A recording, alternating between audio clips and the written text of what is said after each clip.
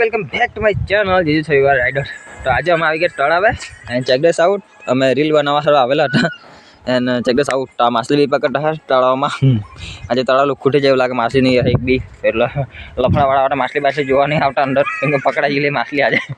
તો આજે હું રીલ બનાવવા આવી ગયેલો છું. આજે મારે એમ રજા હતી એન્ડ હું જાઉં છું અત્યારે બમણી દેવ. અહીંયાથી રીલ બિલ બનાવીને પછી બમણી દેવ જવાના છે ફરવા. રેન્ડમલી મારા ભાઈ લોકો હાટે, એટલે જે મારા ફોલોઅર્સ કરા કે નહીં એ ભાઈ હાટે હું ફરવા જવાનો છું.